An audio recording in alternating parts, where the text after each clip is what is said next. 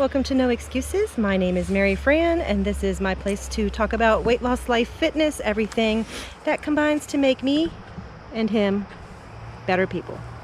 If you haven't already, like, comment, subscribe, hit the notification bell.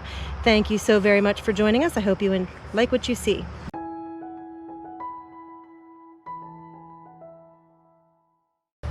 So today we're going hiking, and we are hiking in Catoctin. We are both extremely just tired and just not feeling it. So it's going to be a short hike today, and we are going to start on the Blue Whiskey Trail, and then we're going to hike a little bit on the Catoctin to the Cunningham Falls Trail, which we did a couple months ago, and I'll put the link in the description below. So let's see what we can see.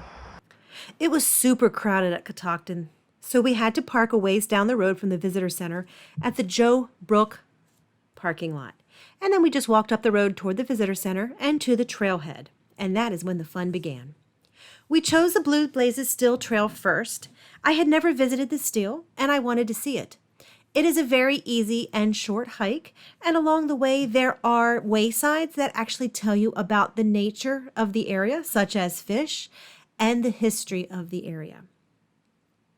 Living in the mountains and in this seclusion made it very difficult for the people to actually make a living back in the day. They were able to grow crops and they were able to raise animals, but the sheer task of getting their products to market was difficult. You see, they had to use horse-drawn transportation and they had to go over mountain roads, and it was very difficult to carry hundreds and hundreds of pounds of corn and animals. But they found out that if they transferred and changed their product into whiskey, that it was very easy to transport, or I should say much easier, and it was a whole lot more profitable. In this spot, there was once a very large whiskey still. It was the largest one ever found in the area. When it was raided in 1929, they found 13 vats that each held 2,000 gallons. That is a lot, and that is big. The raid actually occurred on July 31st of 1929, and the sheriff was actually fatally shot.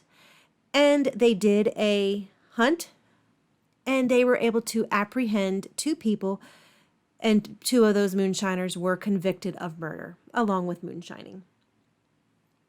The still that sits in this area is actually more along the lines of a family-operated still. It is much smaller. It was something that a family would have operated and run on their own to produce just enough to get by. There was nothing in a grand scale on this one.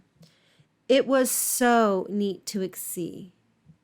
We explored, and we looked around, pondered life and everything, and enjoyed that area.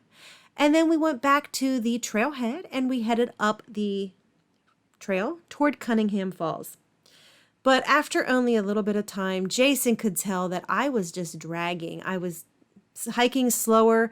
Even though I felt like I was going fast, I was hiking a lot slower than I normally hike, and he just knew it wasn't happening. So we went ahead and just enjoyed the nature. We turned around and cut our hike short. That was a short hike today. We were out maybe an hour, hour and a half, if that.